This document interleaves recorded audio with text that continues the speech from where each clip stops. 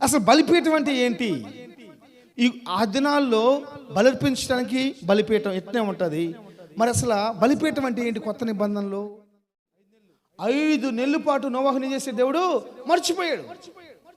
నేను అంటాను, 5 నెలల పాటు ఒక వ్యక్తిని దేవుడు మర్చిపోతే 5 నెలల తర్వాత వచ్చేసేసి, అబ్బాయి నువ్వు కింద దిగరమని చెప్పనగానే ఈ నోవాహు కిందకి దిగి వచ్చేసేసి బలిపీఠం కట్టి ఆ బలిపీఠం పైన పవిత్రమైన జంతువులు, పవిత్రమైన పక్షుల్ని బలర్పిస్తున్నాడంటే ఎంత మంచి మనసుమా! ఎలాంటి పరిస్థితి అయినా సరే, దేవుడు మనల్ని మర్చిపోయినా సరే, ప్రజలు మనల్ని మర్చిపోయినా సరే, ఒకరోజు నా దేవుడు చూస్తాడు, నన్ను ప్రపంచానికి ఆశీర్వాదకరంగా మారుస్తాడు. నన్ను పద్దాకు రిస్కీ బాకరా, నీకు ప్రయోజనం ఉండదు, నాకు ప్రయోజనం ఉండదు అంటాడు.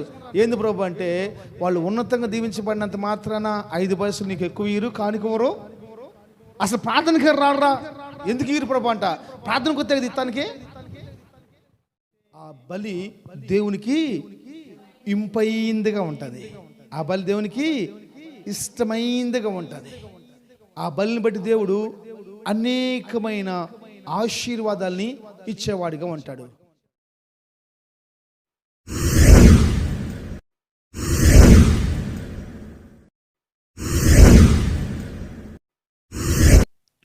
మన ప్రభువును రక్షకుడైన యేసుక్రీస్తు శ్రేష్టమైన నామములో ఈ యొక్క 2024 సంవత్సరము జనవరి నెల 5వ తారీఖు సంపూర్ణ రాత్రి ఉపవాస ప్రార్థన కూడి వచ్చి మీ అందరికి కూడా నా హృదయపూర్వకమైన వందనాలు తెలియజేస్తున్నాను. దేవుడు మీ అందరిని ఆశీర్వదించును గాక. మీరు దండం పెడుతున్నారో వందనాలు పెడుతున్నారో అర్థం కావట్లా. హల్లెలూయా.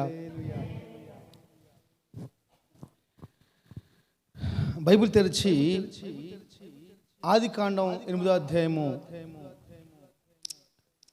20వ వాక్యాన్ని మనం చదువుకుందాం. ఆదికాండం 8వ అధ్యాయము 20వ వాక్యాన్ని మనం బైబిల్ తెరిచి చదువుకుందాం. అప్పుడు నోవాహు యెహోవాకు బలిపీఠం కట్టి పవిత్ర పశువులన్నిటిలోను పవిత్ర పక్షులన్నిటిలోను కొన్ని తీసుకొని ఆ బలిపీఠం మీద దహన బలి అర్పించెను. అప్పుడు యెహోవా ఇంపైన సువాసన నాగ్రహించి చాలు. చిన్న ప్రార్థన చేసుకుందాం. మహాపరిశుద్ధుడు అయిన తండ్రి, ప్రేమ నమ్మకం కలిగిన మా యేసుక్రీస్తు ప్రభువా, పాటల ద్వారా ఆరాధన ద్వారా నేను మహిమపరిచినాము. వాక్యాన్ని ధ్యానం చేసుకోబోచుండగా నీ పరలోకపు మాటలు నీ కృపతో నా నోటికి అందించండి. వాక్యమునకు వ్యతిరేకంగా పనిచేస్తున్న ప్రతి దురాత్మక శక్తులను బంధించండి. ప్రజలందరికీ వినగలిగిన బుద్ధిని అర్థం చేసుకుని వాక్యానుసారంగా జీవించే కృపను దయచేయమని యేసు నామములో ప్రార్థన చేస్తున్నాను నా తండ్రి, ఆమేన్. చేతులు చెప్దాం. హల్లెలూయా. ఈ రాత్రి దేవుడు ఒక నూతనమైన కోణంలో ప్రభు మనతో మాట్లాడబోతున్నాడు. అర్థమవుతుందా? అందరికి అర్థమవుతుందా? బాగా అర్థమవుతుందా? బాగా అర్థమవుతుందా అమ్మా? పగలంతా పనికి పోయించారు మీరు. దేవుడు పనుల భారంలో నుంచి ఆత్మీయ భారంలోకి ఈ రాత్రి మిమ్మల్ని నడిపించునుగాక. రోజు పనికి పోతే ఏమైందని అడిగే పొద్దున ఒకళ్ళని, ఈ 4 రోజులే కదయ్యా పని చేసుకునేది, పని చేసుకున్న సమయంలో చేసుకోకపోతే ఎట్లా అని వాళ్ళు సమాధానం చెప్పినప్పుడు నాకు చాలా సంతోషం అనిపించింది. పని చేసుకునే సమయంలో పని చేసుకోవాలి, ప్రార్థన చేసుకునే సమయంలో ప్రార్థన మానుకోవాలి. హల్లెలూయా. ప్రార్థన చేసుకోవాలి. ఈరోజు చాలా విలువైన మాట నేను ప్రార్థన చేస్తున్న ప్రభు నాకు ఇచ్చాడు, నేను మీకు చెప్పాలని ఆశపడుతున్నాను. ఈరోజు వాక్యం యొక్క పాఠం ఏంటంటే, బలిపీఠం లేకుండా బలులు అర్పిస్తూ ఉన్నారు. ప్రజలు ఎలా ఉన్నారంటే బలిపీఠాలు లేకుండా బలి అర్పిస్తూ ఉన్నారు. బలిపీఠం అనే పదం బైబిల్లో ఆల్మోస్ట్ 400 కంటే ఎక్కువ సార్లు రాయబడింది. బలిపీఠం అనే పదం 400 సార్లు కంటే ఎక్కువ రాయబడింది. మొట్టమొదట ఇదిగో ఈ నోవహు గారే ఆ మాట పలుకుతూ ఉన్నారు. జాగ్రత్తగానండి, ఈ నోవహు గారు ఈయనకి ఎవరు చెప్పారు బలి అర్పించమని, బలిపీఠం కట్టమని? బలిపీఠం కట్టమని ఎవరు చెప్పారు? బలి అర్పించమని ఎవరు చెప్పారు? అది కూడా కాక పరిశుద్ధమైనవి, పవిత్రమైనవి తీసుకొచ్చి బలిపీఠం కట్టి బలిపీఠం మీద పెట్టి బలి అర్పించాలంట. ఈ నూతన సంవత్సరం ప్రారంభించి మనకు 5 రోజులు అయింది, ఇంకా పూర్తి అవ్వలేదు 5 రోజు కూడా. ఈ రోజు నా దేవుడు మనతో మాట్లాడుతున్న మాట ఏం తెలుసా? మన జీవితాల్లో దేవుని కార్యములు కనుక మనం చూడాలి అనుకుంటే కంపల్సరీ బలిపీఠం పైన బలి ఉండాలి. బలిపీఠం లేకుండా బలి అర్పిస్తే ఆశీర్వాదానికి, మనం దీవెనికి, ఆరోగ్యానికి, క్షేమానికి మనం వారసులుగా మార్చబడలేము. హల్లెలూయా. బలిపీఠాలు ఉన్నాయా? బలిపీఠం లేకపోతే నువ్వు, నేను, ఎవరైనా కావచ్చు, బలి తీసుకొచ్చి ఎక్కడ పెడతాం? హేబేలు కయ్యూన్లు ఏం తీసుకొచ్చారమ్మా? గాడ్ బ్లెస్ యూ, హల్లెలూయా. ఏం తీసుకొచ్చారు? అర్పణలు.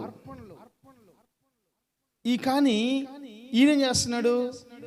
అసలు అర్పణ అంటే ఏంటి, బలి అంటే ఏంటి? బలి అంటే ఏంటి, అర్పణ అంటే ఏంటి? మనం నేర్చుకోవాలి. అర్పణ అంటే నువ్వు ఇష్టపడింది ఇవ్వటం, బలి అంటే దేవునికి ఇష్టమైంది ఇవ్వటం. హల్లెలూయా. అర్పణ అంటే ఏంటి? నీకు ఇష్టమైంది, నీకు ఇష్టమైనంత ఇవ్వటం. అర్పణ అంటే నీకు ఇష్టమైంది, నీకు ఇష్టమైనంత ఇవ్వటం. బలి అంటే దేవునికి ఇష్టమైంది, దేవునికి ఇష్టం వచ్చినట్టు చేయటం. అందుకని నోవాహు అర్పించిన బలిపీఠం కట్టి బలి అర్పిస్తే ఆ బలి యెహోవాకు ఇంపైన సువాసనగా అది అంగీకరించబడిందంట. ఈరోజు నేను చెప్పే మాట ఏంటంటే, నువ్వు బలి అర్పించేటప్పుడు బలిపీఠం కట్టుకొని కనుక బలి అర్పించినట్లయితే ఆ బలి దేవునికి ఇంపైన సువాసనగా మార్చబడి ఆయన మనసును మార్చేసిద్దే. హల్లెలూయా.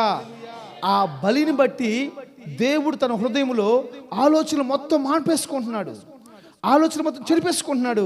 ఇక ఆయన అనుకుంటున్నాడు, నేను అనుకుంటే బహుశా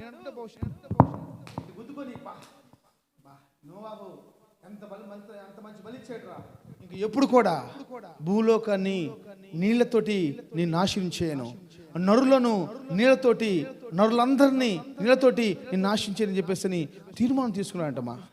ఒక బలి,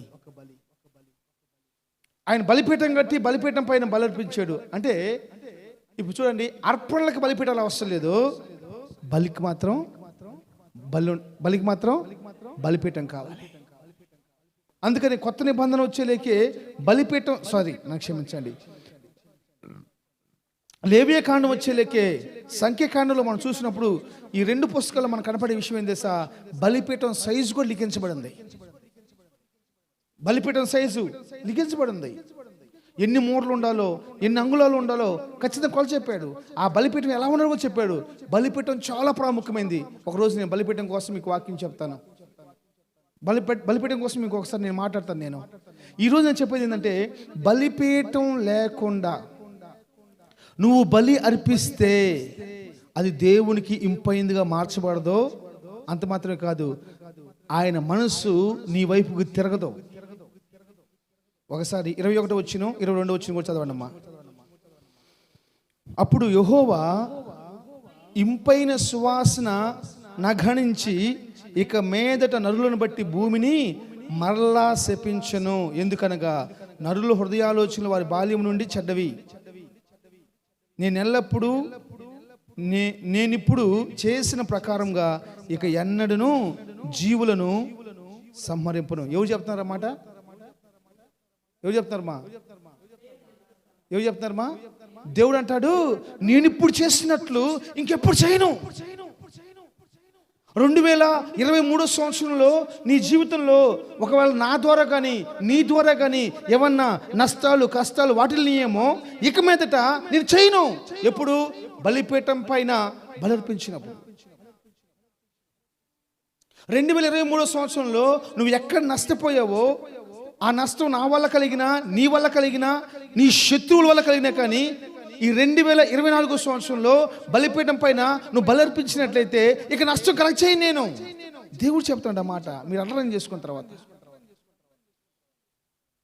అసలు బలిపీఠం అంటే ఏంటి? ఈ ఆ దినాల్లో బలర్పించడానికి బలిపీఠం ఎట్నే ఉంటుంది. మరి అసలు బలిపీఠం అంటే ఏంటి కొత్త నిబంధనలో? అసలు నేను ఒక మాట మీకు జ్ఞాపం చేసేసి నేను ముందుకెళ్తాను. ఇప్పుడు నోవాహు బలిపీఠం కట్టి బలి అర్పిస్తున్నాడంట.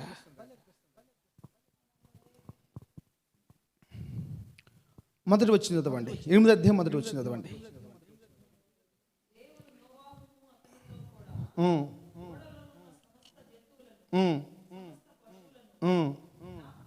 అందరు చెప్పండి ఏం చేసుకున్నాడంటమ్మా? అందరు చెప్పాలి ఏం చేసుకున్నాడంటమ్మా? బిగ్గరగా చెప్పండి ఏం చేసుకున్నాడంటమ్మా? ఇప్పుడు ఆలోచిద్దాం. ఎన్ని రోజులు మర్చిపోయాడు దేవుడు? నోవాహు జ్ఞాపకం చేసుకున్నానంటే ఇక్కడ బైబిల్ ఏం చెప్తుందంటే దేవుడు కొన్ని రోజుల పాటు నోవాహుని మర్చిపోయాడు. జ్ఞాపకం చేసుకున్నాడు అంటే అర్థం ఏంటి? మర్చిపోయాడు. భూమి మీద ఇంకేం లేదు కదా, వర్షం పడిపోయింది, ఆకాశపు తూములు తెరవబడిపోయినాయి, సమస్తం మునిగిపోతా ఉంది. ఇప్పుడు పైన కిందే ఉంది. ఇంకా చూస్తానికి ఒక పడవ కట్టించేసాడు. పడవకి చెక్కు చెదరకుండా కీలు వేసేసాడు, తాళాలు వేసేసాడు. ఒక్క డ్రాప్ కూడా ఆ పడవ లోపలికి వెళ్ళవు. ఆ దేవుడు చెప్పినట్టు 40 రోజుల పాటు ఒక్క పిచ్చుకు కూడా చచ్చిపోదు, ఒక పురుగు కూడా చచ్చిపోదు. ఇంకంతే. 40 రోజులు మరణాలు లేవు. 40 రోజులకి మరణాలు లేవు. ఇంకేం లేదు అక్కడ, ఇంకేం లేదు అక్కడ.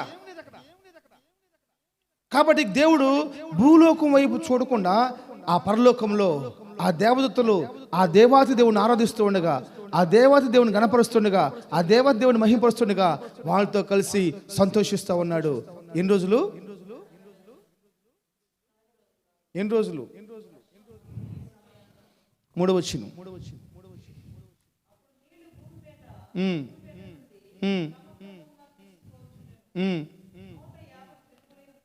ఎన్ని రోజులంట? నోవాహుని దేవుడు ఎన్ని రోజులు మర్చిపోయాడు? 150 రోజులు. అంటే ఎన్ని నెలలు? 6 × 18 దగ్గర దగ్గర 5 నెలల 5 × 15 5 నెలలు. 5 × 15 5 నెలలు. 5 నెలల పాటు నోవాహుని చేసే దేవుడు మర్చిపోయాడు. నేను అంటాను 5 నెలల పాటు ఒక వ్యక్తిని దేవుడు మర్చిపోతే 5 నెలల తర్వాత వచ్చేసేసి అబ్బాయి నువ్వు కింద దిగరమని చెప్పనగానే ఈ నోవాహు కిందకి దిగి వచ్చేసేసి బలిపీఠం కట్టి ఆ బలిపీఠం పైన పవిత్రమైన జంతువులు పవిత్రమైన పక్షుల్ని బలర్పిస్తున్నాడంటే ఎంత మంచి మనసుమా, ఎంత మంచి ఆలోచన. నేను ఈ రాత్రి నేను చెప్తాను ఒక మాట, మంచి మాట ఏంది తెలుసా? దేవుని దృష్టిలో నువ్వు ఉన్నావు, ఆమేన్. దేవుని దృష్టిలో నేను ఉన్నాను, ఆమేన్. దేవుని దృష్టిలో మనం ఉన్నాము, స్తోత్రం. ఏదో ఒక రోజు కంపల్సరీ జ్ఞాపం చేసుకుంటాడో, ప్రపంచానికి ఆశీర్వాదకరంగా మార్చేస్తాడు, ప్రపంచానికి దీవెనకరంగా మార్చేస్తాడు. ఏదో ఒక రోజు జ్ఞాపకం చేసుకుంటాడు ఆయన. ఇప్పుడు అనేక మందికి మనం మరుగైపోయి ఉన్నామేమో. ఇందాక మా చెల్లి ఫోన్ చేసింది. ఫోన్ చేసేసి అన్నా ఏందన్నా అసలు ఇక్కడ హంగామా జరుగుతుందన్నా అని చెప్పేసి అంటుంది. ఏమైంది మా అన్న? ఏముందన్నా ఎటు చూసిన లైటింగ్ అన్నా మా కాడ హంగామా చేస్తున్నారు, ఆ పలానా పాస్టర్ గారు వస్తున్నాడని చెప్పేసి అంది. చాలా సంతోషం, మా దేవునికి మహిమ కలుగును కాకన్నా. నా బాధ ఏంటంటే మా అన్నకి ఎప్పుడు ఇలా జరిగిద్దో అంటే, మా అన్నకి ఇలా ఎందుకు జరిగిద్దో నేను అన్నాను, మా వాళ్ళ సేవా జీవితం 50 సంవత్సరాలు, నా వయసే 40 సంవత్సరాలు మా.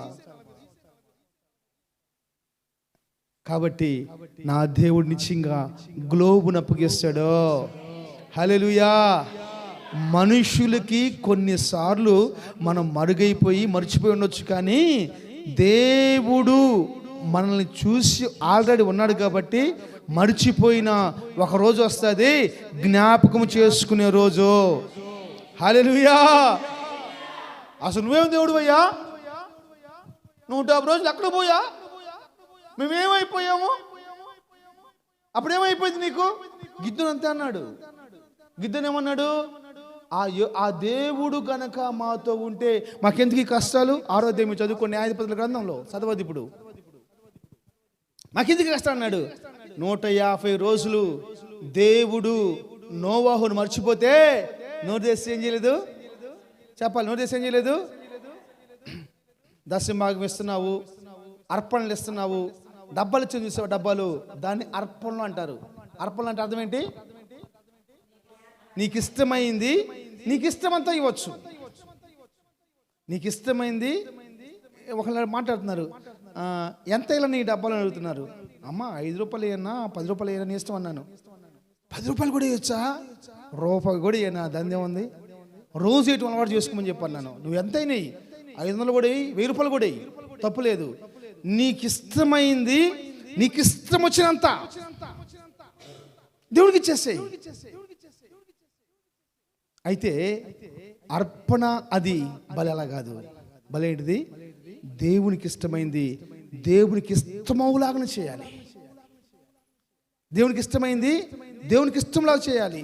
ఇప్పుడు 150 రోజులు నేను దేవుడు నిన్ను మర్చిపోయాడు, నువ్వేం చేస్తా? ఒకట ఇక్కడ కోత ఉంటా, ఒక మొక్క అక్కడ పోయింది, ఒక మొక్క ఇక్కడ పోయింది, అంతే. స్తోత్రం. హల్లెలూయా. ఈ రాత్రి దేవుని సేవకు నేను మాట్లాడుతున్న మాట ఏం తెలుసా? బలిపీఠాలు అంటే ఏంటో తెలుసా? ఎలాంటి పరిస్థితి అయినా సరే, దేవుడు మనల్ని మర్చిపోయినా సరే, ప్రజలు మనల్ని మర్చిపోయినా సరే, ఒకరోజు నా దేవుడు చూస్తాడు, నన్ను ప్రపంచానికి ఆశీర్వాదకరంగా మారుస్తాడు.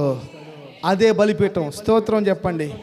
ఇలాంటి ఒక నిరీక్షణ లేకుండా, ఇలాంటి ఒక విశ్వాసం లేకుండా, ఇలాంటి ఒక భక్తి జీవితం లేకుండా నువ్వు ఎన్ని సంవత్సరాల పాటు బలిపీఠం మీద బలర్పిత్రాన్ని చెప్పి నువ్వు అనుకున్నా కానీ అది బలిపీఠం కాదు.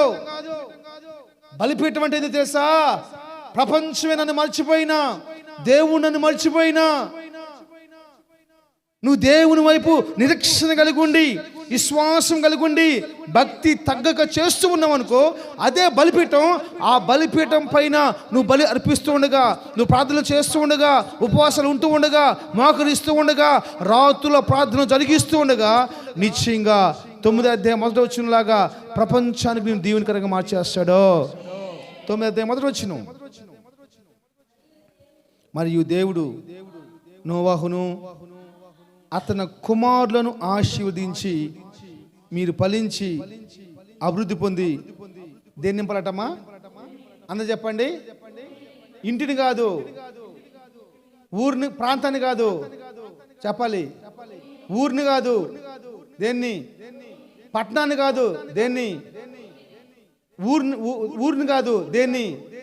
జిల్లాని కాదు, దేన్ని? రాష్ట్రాన్ని కాదు, ఒక దేశాన్ని కాదు, దేన్ని? భూమిని నింపాలి. స్తోత్రం. హల్లెలూయా. ఎలా వచ్చింది? ఆ ఒక్క బలి, ఆ బలిపీఠం పైన బలి, ఆ ఒక్క బలిపీఠం పైన బలి. ఈ రాత్రి నేను చెప్తున్న మాట ఏం చేస్తా? నీ జీవితంలో కూడా, మా జాగ్రత్త వినండి, మన జీవితాల్లో కూడా దేవుడు నిశ్చయంగా ఒక ఆశ కలిగి ఉన్నాడు. ఆశ నెరవేర్చడానికి ఆయన సమర్థుడు, శక్తిమంతుడై ఉన్నాడు. హల్లెలూయా, హల్లెలూయా. మొన్న పాస్టర్స్ మీటింగ్కి వెళ్ళాం. వాళ్ళు అన్నారు, ఆయన ఒక ప్రైవేట్ కంపెనీలో సూపర్వైజర్గా పనిచేస్తుండంట. సూపర్వైజర్గా పనిచేస్తుంటే ఎవరో ఏదో చెప్పారని చెప్పేసి అని ఆ ఉద్యోగుల నుంచి ఆయన తీసేశారంట. ఆయన ప్రార్థన చేస్తూ నాకు వచ్చాడు.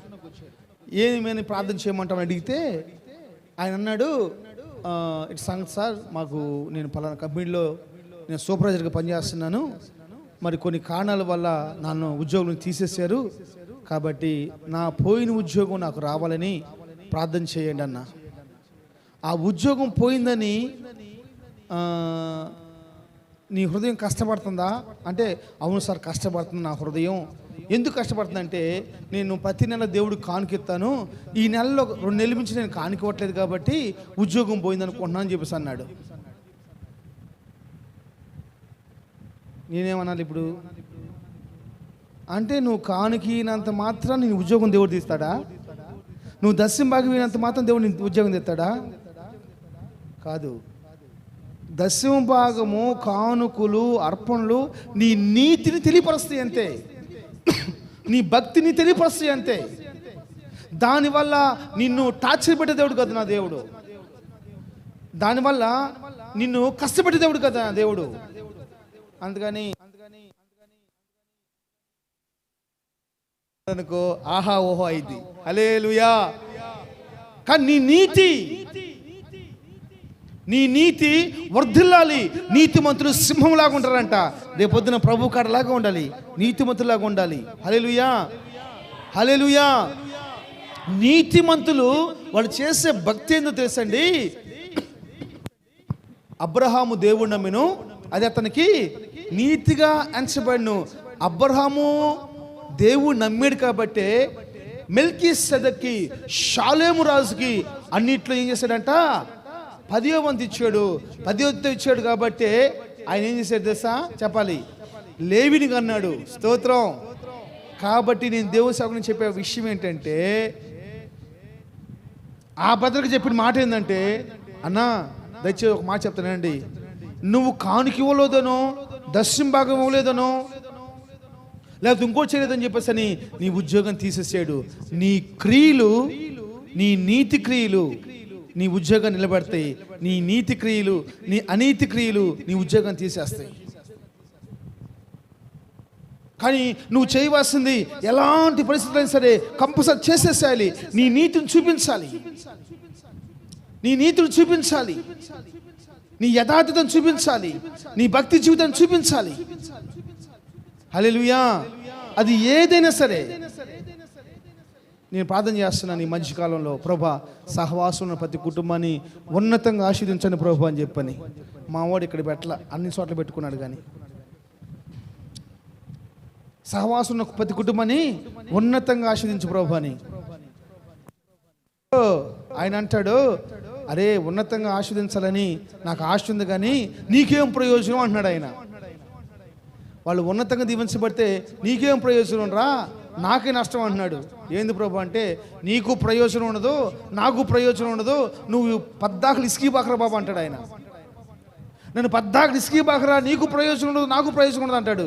ఏంది ప్రభు అంటే, వాళ్ళు ఉన్నతంగా దీవించబడినంత మాత్రాన 5 పైసలు నీకు ఎక్కువ ఇరు కానికోరు. అసలు ప్రార్థనకి రారా, ఎందుకు ఇరు ప్రభు అంట? ప్రార్థనకు వస్తే కదా ఇత్తానికి, ప్రార్థనకు వస్తే కదా ఇత్తానికి. ప్రార్థనకు రారు, కనుకలు ఎవరు, నీకు బాధ నాకు బాధ అంటాడు. స్తోత్రం. సరే ఏం చేయమంటావు అన్నాడు. సరే ఈ రాత్రి అడుగుతానయ్యా, వాళ్ళు ఏది చెబితే అది నీకు చెప్తా అని చెప్పేస్తాను నేను. హల్లెలూయా. నేను ఒక చెల్లితో మాట్లాడుతున్నప్పుడు చెప్తున్నారు, ఎట్టి పరిస్థితుల్లో సహవాసానికి మేము దూరం కావడానికి అవకాశమే లేదన్నా అని చెప్పేసి అన్నారు. అసలు ఆ విధంగా మనం ఆలోచించాల్సిన అవసరం మనం లేదమ్మా. ముందుగానే మనం బుద్ధిమంతులుగా దూరం నుంచి ప్రమాదాలు మనం ఎదురు చూస్తూ ఉండాలి, వాటి నుంచి తప్పించుకోవాలి అని నేను చెప్పాను. హల్లెలూయా. చెప్పండి, బలిపీఠాలు అంటే ఏంటి? బలిపీఠాలు అంటే ఏందమ్మా?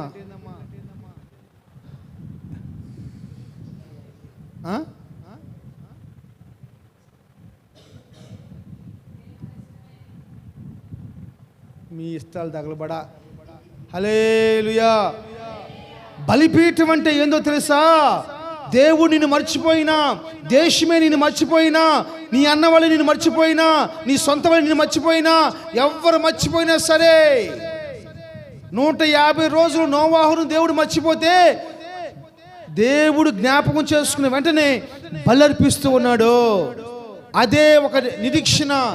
ఈరోజు నన్ను దేవుడు మర్చిపోవచ్చు, ఈరోజు నా అన్న వాళ్ళు మర్చిపోవచ్చు, ఈరోజు నా బంధువులు మర్చిపోవచ్చు, నన్ను తుణీకరించవచ్చు, నేను ఎవరికి ఇష్టం లేకుండా పోవచ్చు. కానీ ఒకరోజు వచ్చింది, నా దేవుడు నన్ను ప్రపంచానికి దీవెనకరంగా మార్చేస్తాడు. ఒకరోజు వచ్చింది, నా బిడ్డలు నా దేవుడు ప్రపంచానికి దీవెనకరంగా మార్చేస్తాడు. అదే బలిపీఠం. దానిపైన నీ విశ్వాసం అనే బలి, దానిపైన నీ నిరీక్షణ అనే బలి, దానిపైన నీ భక్తి అనే బలి పెట్టినట్లయితే బలిపీఠం మీద బలులు అర్పించబడతాయి ఈ కొత్త నిబంధన సంఘంలో. ఇప్పుడు చెప్పండి, ఏంటి బలి అంటే? బలిపీఠం అంటే ఏంటి?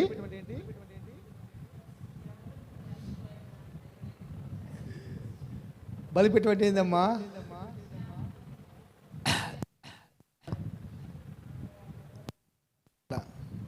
ఎవరు నిన్ను మర్చిపోయినా సరే, దేవుడే మర్చిపోయినా సరే, మళ్ళీ జ్ఞాపకం చేసుకుంటాడన్న ఒక నిరీక్షణ, ఒక విశ్వాసం, ఒక భక్తి జీవితం నీకు ఉండాలి. అదే బలిపీఠం. ఆ బలిపీఠం పైన తెలుసా, నీ విశ్వాసం అనే బలిని, నీ నిరీక్షణ అనే బలిని, నీ భక్తి జీవితం అనే బలిని దాని మీద పెట్టేవనుకో, అది దేవుడికి ఇంపైన సువాసనగా పరిగణించబడిద్ది. ఇది ఈరోజు నువ్వు అది కావాలి. నువ్వు మేకలు అసలు దేవుడు ఎందుకు తీసేస్తాడు అర్థం కావట్లేదు. కానీ మేకలు కానీ పెట్టినట్టయితే ఒక మేక 15,000 రూపాయలు. మీరు చేసే పాపాలకి రోజుకు 3 మేకలు బలి ఇవ్వాలి. ఈ మధ్యకాలంలో ఒక స్కీమ్ పెట్టారు. 30 రోజుల పాటు రోజుకు 2 రూపాయలు కట్టాలంట. ఈరోజు 2 రూపాయలు కట్టాలి, రేపు 4 రూపాయలు కట్టాలి, ఎల్లుండు 8 రూపాయలు కట్టాలి. అట్లా 30 రోజుల పాటు డబ్బులు కట్టుకుంటూ పోవాలి. డబ్బులు కట్టుకుంటూ పోతే ఎవరైతే ఆ స్కీమ్లో జాయిన్ అయ్యి డబ్బులు కడతా ఉంటారో వాళ్ళకి ఏది అడిగితే అది, ఎక్కడంటే అక్కడ స్థలం అడిగిన ఎత్తాడంట, ఇల్లు అడిగిన ఎత్తాడంట, బంగారపు నక్లీస్ అడిగిన ఇస్తాడంట. మీరు జాయిన్ అవుతారా? ఎందుకని? అయితే అందరం జాయిన్ చేసుకుంటున్నాడు. కానీ ఆయన కాడ ఒక 2 అసిస్టెంట్లు ఉన్నారు, వాళ్ళని మాత్రం జాయిన్ చేసుకుంటేది. వాడి కడుపులను బాధ వేసేసింది. సార్ ఏంటి సార్, అందరం జాయిన్ చేసుకుంటున్నారు కానీ నన్ను మా బామ్మద్దెందుకు మీరు జాయిన్ చేసుకుంటలేదు? మేమేమన్నా డబ్బులు కట్టమనుకుంటున్నారా? ఈరోజు 2 రూపాయలు, రేపు 4 రూపాయలు, ఎల్లుండి 8 రూపాయలు, అవతల 16 రూపాయలు, మేము కట్టలేమైంది 30 రోజులు, ఏం సార్ మీరు అని చెప్పేసానంట. అప్పుడు దానిలో ఉన్న లొసుకులు చెప్పాడు. ఏంటంటే లాస్ట్కి పోయేలకే లక్షల రూపాయలు రోజు కట్టాల్సి వస్తుంది. లక్షలు కట్టాల్సి వస్తుంది రోజు. ఒక రోజు అంటే 1 లక్ష రూపాయలు కడతావు. మీరు లెక్కేసుకుని తర్వాత లెక్కేసుకోండి, అల్లాడిపోతాం మనం. స్తోత్రం. అలాంటిది ఏం కాదు, ఇది అలాంటి గిముక్కులు చేసేది కాదు. స్తోత్రం. నా దేవుడు ఆల్రెడీ నన్ను చూసేసాడు, నన్ను మర్చిపోడు. నన్ను చూసాడు, మర్చిపోడు. ఒక మాట చెప్తానండి, ఆదాముతో ప్రతిరోజు ఏం చేశాడు దేవుడు? మాట్లాడుతూ స్టార్ట్ చేశాడు. ఇప్పుడు పాపం చేశాడు. ఏం చేశాడు? ఏం పాపం చేశాడు?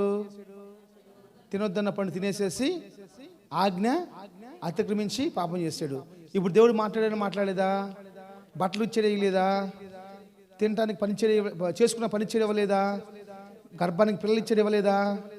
అంటే దేవుడు ఒకసారి నిన్ను చూసాడంటే నిన్ను మర్చిపోడు.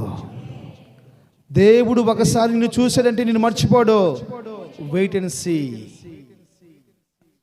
బలిపీఠం మీద పెట్టు. చాలా బాధ. బలిపీఠం అంటేనే కొన్ని రోజుల పాటు మనం ఈ వాక్యాన్ని చెప్పుకున్నాం. బలిపీఠం గురించి వాక్యాలు చెప్పుకున్నాం. గుర్తుంది ఎవరికన్నా? ఎందుకు చెప్పుకున్నాం తెలుసా? అప్పుడు ఒక పాట వచ్చింది మనకి. ఏం పాట? ఏం పాట అంటే, ఇంటి పైన ఒంటిగున్నా పిచుకలాంటి బ్రతుకును, ఇంటి పైన ఒంటిగున్నా పిచుకలాంటి బ్రతుకును, నీ బలిపీఠము నొద్దా నాకు స్థానమిచ్చితివి,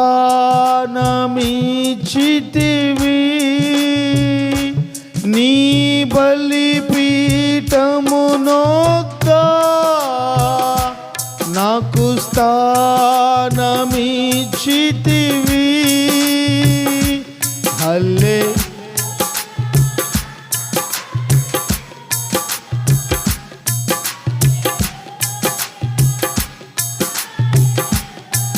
ఆమేన్.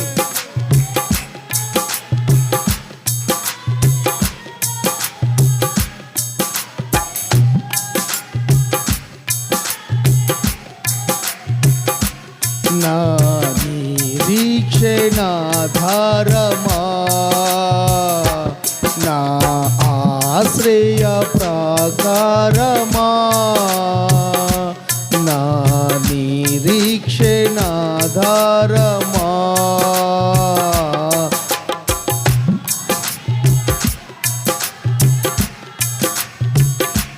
నీవు లేక క్షణమైనా ఉండలేను యేసయ్యా, నీవు లేక క్షణమైనా బ్రతుకలేను యేసయ్యా, నా నిరీక్షణాధారమా, నా ఆశ్రయ ప్రాకారమా, నా నిరీక్షణాధారమా, నా ఆశ్రయ ప్రాకారమా. హల్లెలూయా. చాలా సంతోషం దేవుని బిడ్డరా. ఈరోజు అనేక మంది ఏం చేస్తున్నారంటే చెప్పాలి, బలిపీఠాలు లేకుండా బలర్పిస్తూ ఉన్నారు. ఎలాంటి పరిస్థితులు అయినా సరే నీ జీవితంలో ఉండవలసింది తెలుసా, దేవుడు నిన్ను చూశాడు, నేను మర్చిపోడు అంతే. కొన్ని రోజులు నీ కష్టాలు రావచ్చు, ఇరుకులు రావచ్చు, ఇబ్బందులు రావచ్చు, ఎలాంటి పరిస్థితి అయినా రావచ్చు, కానీ నిన్ను మర్చిపోడు, వాటన్నిటికీ విరుగుడినిస్తాడు. హల్లెలూయా. ఒక చిన్న మాట జ్ఞాపం చేసుకొని మనం ప్రార్థన చేసుకుందాం. బైబిల్ తెరిచి ఎస్తేరు గ్రంథము 2వ అధ్యాయము 12వ వాక్యాన్ని ఒకసారి చదువుకుందామా? 12వ అధ్యాయం ఒకసారి చదువుకుందామా? ఎస్తేరు గ్రంథము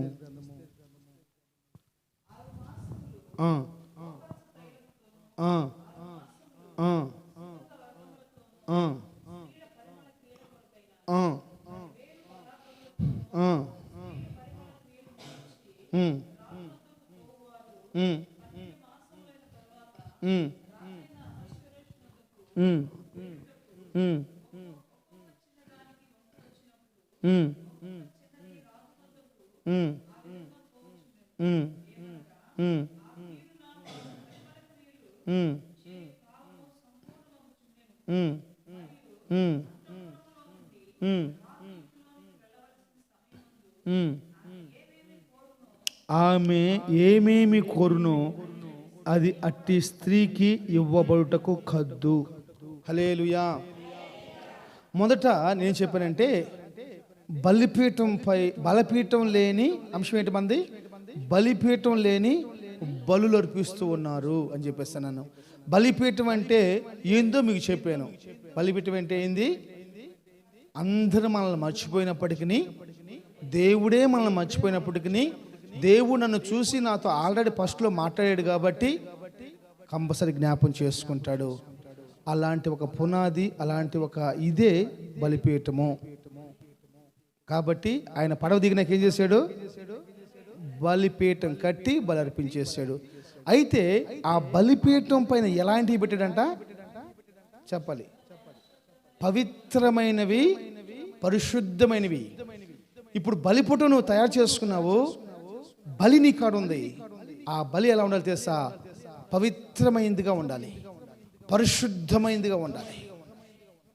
పవిత్రమైనదిగా, పరిశుద్ధమైనదిగా ఉంటేనే ఆ బలి దేవునికి ఇంపైందిగా ఉంటుంది. ఆ బలి దేవునికి ఇష్టమైందిగా ఉంటుంది. ఆ బలిని బట్టి దేవుడు అనేకమైన ఆశీర్వాదాల్ని ఇచ్చేవాడిగా ఉంటాడు. ఇప్పుడు ఇక్కడ బైబిల్ రాయబడ్డ మాట ఏంటంటే, రాయబడ్డ మాట 13వ వచనం, మరొకసారి 13వ వచనం. మరియు అంతఃపురముల నుండి రాజు ఇంటిలోకి వెళ్ళవలసిన సమయమందు ఆమె, చెప్పండి అందరూ, ఆమె ఏమేమి కోరునో అది అట్టి స్త్రీకి ఇవ్వబడుటకు హద్దు. ఇప్పుడు నాకు చూడండి అందరూ, ఇప్పుడు రాజు దగ్గరికి వెళ్ళిపోయిన స్త్రీ ఏమేమి అడిగిద్దో అదంతా కూడా ఇవ్వటానికి హద్దు. అంటే ఏంటంటే ఒక రూల్ అనమాట. అది ఏం అడిగిన చేయొచ్చు, ఏది కావాలంటే అది ఇచ్చేయచ్చు. దేవుడు ఈరోజు మనతో మాట్లాడుతున్నది ఏంటో తెలుసా? ఎవరికి ఇస్తాడు? ఎవరికి ఇస్తాడమ్మా? ఎవరికి ఇస్తాడమ్మా? ఇస్తరికి ఇస్తాడా? ఎవరికి ఇస్తాడు నాన్న? ఎవరు? అక్కడ రాసి ఉంది ఆమె. అక్కడ పోయే వాళ్ళు ఎవరైనా కావచ్చు. రాంబాబు పోవచ్చు, ప్రశాంత్ పోవచ్చు, సుగీత్ పోవచ్చు, జాషువా పోవచ్చు, మైకిల్ పోవచ్చు, పలానా ఇంకెవరైనా పోవచ్చు. లేకపోతే హెబిమ పోవచ్చు, జాసం పోవచ్చు, ద్వారకా పోవచ్చు, సింగమ పోవచ్చు, ఇంకోళ్ళు ఎవరైనా పోవచ్చు. ఎవరైనా పోవచ్చు. పోయిన వాళ్ళకి ఏం చేస్తారంట? వాళ్ళు ఏది కోరితే అది ఇవ్వటానికి ఒక రూల్ ఉంది, అక్కడ ఆజ్ఞ ఉంది. వాళ్ళు ఎవరమ్మా? యోగ్యులా? అదే చదివారు మీరు? హల్లెలూయా. ఎవరమ్మా వాళ్ళు? 12వ వచనం. 6 మాసములు గోపరస తైలముతోను 6 మాసములు సుగంధ వర్ణములతోను. నాకు చూడండి, అక్కడికి పోయేవాళ్ళు ఎవరైనా కావచ్చు. వాళ్ళు ఏది అడిగితే అది ఇస్తారంట. వాళ్ళు ఎవరయ్యా అంటే శుద్ధి చేయబడ్డ వాళ్ళు, గోపరస తైలముతో శుద్ధి చేయబడ్డ వాళ్ళు, సుగంధ వర్ణములతోటి శుద్ధి చేయబడ్డ వాళ్ళు. శుద్ధి చేయబడ్డవాడు రాజు దగ్గరికి పోగానే ఏది కావాలంటే అది అంతే.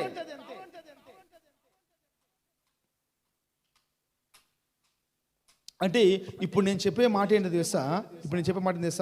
బలిపీఠం వచ్చేసింది, నీకు విశ్వాసం వచ్చేసింది, నమ్మకం వచ్చేసింది, భక్తి జీవితం వచ్చేసింది. ఆ బలిపీఠం మీదకి నువ్వు బలి తయారు చేసుకుంటున్నావు. ఆ బలి ఎలా ఉండాలి తెలుసా? పరిశుద్ధమైనదిగా ఉండాలి, నిష్కలంకమైనదిగా ఉండాలి, నిర్దోషమైనదిగా ఉండాలి. పరిశుద్ధపరచబడిన ఆ స్త్రీలు మాత్రమే ఆ రాజు ఎదుటికి పోయినప్పుడు వాళ్ళకి ఏది కావాలంటే అది వాళ్ళకి అనుగ్రహించబడిద్దంట. అది ఏదైనా కావచ్చు. ఈ రాత్రి నా ఆశ, ఈ 2024 సంవత్సరంలో ఆశ, ఎన్నో రోజుల మించి ప్రార్థనకు వస్తున్నాం, ఎన్నో రోజుల మించి ప్రార్థన చేస్తున్నాం, ఇసుకగా ప్రార్థన చేస్తూ ఉన్నాం, సేవకుల చేత తిట్టించుకుంటున్నాం, చర్చిలో అనేకమైన పనులు, ఉపవాసం ఉంటూ మోకరిస్తూ ఎన్నో పనులు మనం చేయాలి. అనేకమైన అవమానాలు, కులంలో కలవరని కొంతమంది అంటూ ఉంటారు, మీరు ఆచారాలు చేయరని కొంతమంది అంటూ ఉంటారు, మీరేంది ఎప్పుడు చూసినా ప్రార్థన అంటారని చెప్పేసి కొంతమంది అంటూ ఉంటారు. ఇవన్నీ ఓర్చుకుంటూ నువ్వు చేస్తున్న భక్తికి, నువ్వు చూపిస్తున్న విశ్వాసానికి, నువ్వు కలిగి ఉన్న నిరీక్షణకి దేవుడు వెలకట్టి నువ్వు ఏది కోరుకుంటావో అది నీకు ఇవ్వటానికి హద్దైన ఖద్దైన సంవత్సరముగా ఈ 2024 సంవత్సరము నీకు నాకు ప్రభు అనుగ్రహించున్నాడు. ఆమేన్. హల్లెలూయా. అయితే సహవాసంలో నువ్వు గోపరస తైలంతో శుద్ధి చేయబడాలి. సహవాసం నువ్వు సుగంధ వర్ణములతోటి శుద్ధి చేయబడాలి. ఎన్ని రోజులు? 12 మాసములు పరిశుద్ధపరచబడిపోవాలి. మీరు ఆలోచించండి, ఈ టవల్ని ఒక్క 2 నిమిషాలు కంఫర్ట్లో ముంచి తీస్తే ఇది ఎంత కంపు కొట్టింది, చందనం కంపు కొట్టింది కదా.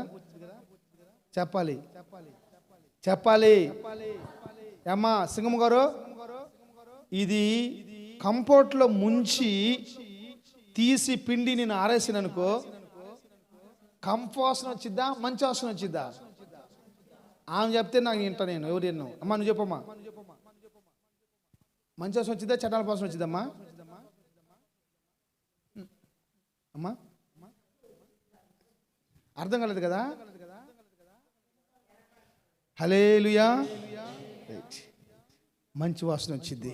నేను అంటాను 6 నెలలు గోపరస వర్ణములతోటి, 6 నెలలు గోపరస తైలముతోటి, 6 మాసాలు సుగంధ వర్ణములతోటి ఒక స్త్రీ శుద్ధి చేయబడినాక ఏమండి నేను అంటాను, ఇప్పుడు నేను చెప్తున్నా విలువైన మాట తెలుసా, మనము అన్ని విషయంలో ఒక యోగ్యమైన వారిగా మార్చబడాలి, అర్హమైన వారిగా మార్చబడాలి. ఇవ్వటానికి మీరు యోగ్యులని చెప్పబడాలి. బలిపీఠం ఉంది, దేవునికి మహిమ కలుగును గాక.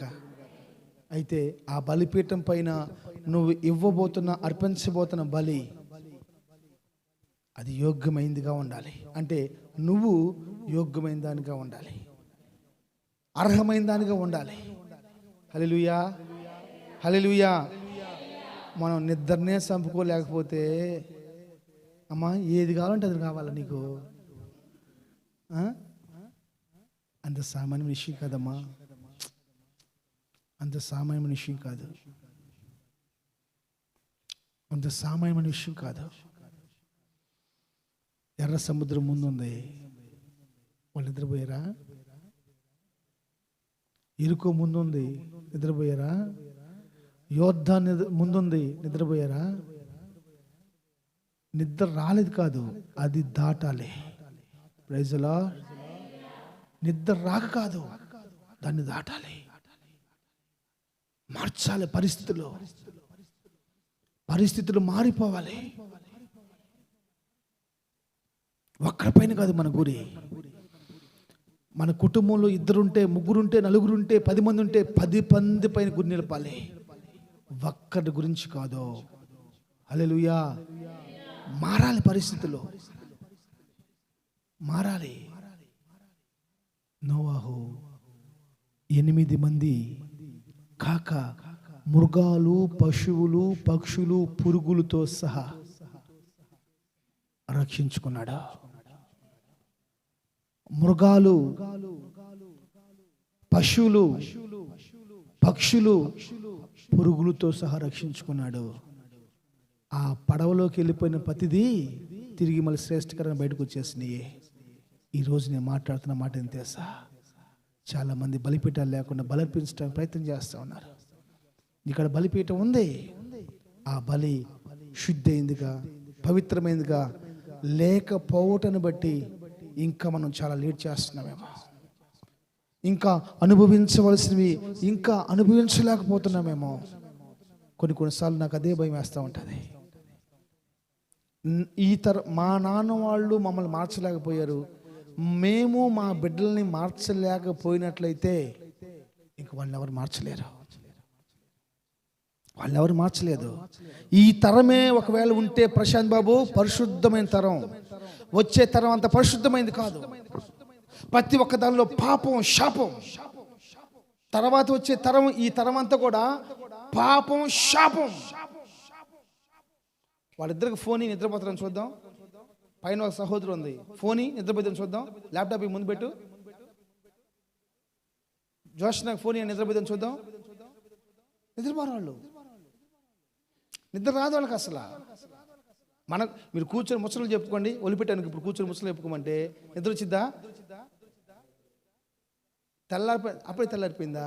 అయ్యో, అంటారా అనరా? అసలు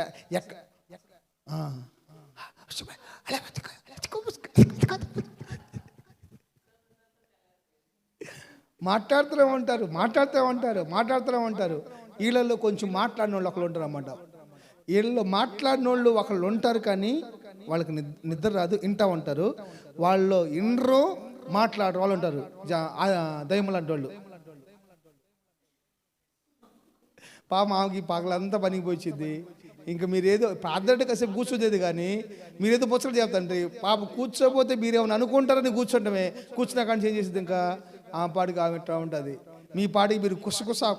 స్తోత్రం, హల్లెలూయా. యేసు నామములో మారిపోవాలి. ఈ 2024 సంవత్సరము దేవుడు మనల్ని జ్ఞాపకం చేసుకోవాలి. యేసు నామములో జ్ఞాపకం చేసుకోవాలి. భూమి కావాలి మనకి, గ్లోబ్ కావాలండి, గ్లోబ్ కావాలంతే. ఉన్నతమైన శిఖరాలు మనం అవరోధించాలి మనం, అంతే. ఆర్డినరీ కాదు, అంతే. ఆర్డినరీ కాదు. అరబిక్ కంట్రీస్లో అంట బంగార పొడిని ఐస్ క్రీమ్ వేసుకుని తింటున్నారంటమ్మా. ఏం చేస్తున్నారు దొరక? నేను ఆ అమ్మాయిని అడిగాను. ఆ అమ్మాయి పరలోకం పోయి వస్తుంది, అక్కడ ఏం చేస్తారు చూద్దాం అని చెప్పేసి అక్కడికి వెళ్ళింది. నేను ఆ అమ్మాయిని అడుగుతున్నాను, మీకెందుకు ఈ బాధ? స్తోత్రం, హల్లెలూయా. దేవుడి మాటను ఆశీర్వదించునుగాక. ఆమేన్. లేచి నిలబడండి. ఒక చిన్న ప్రార్థన తర్వాత మనం చాలాసేపు ప్రార్థన చేయాలి. ఏం కదా.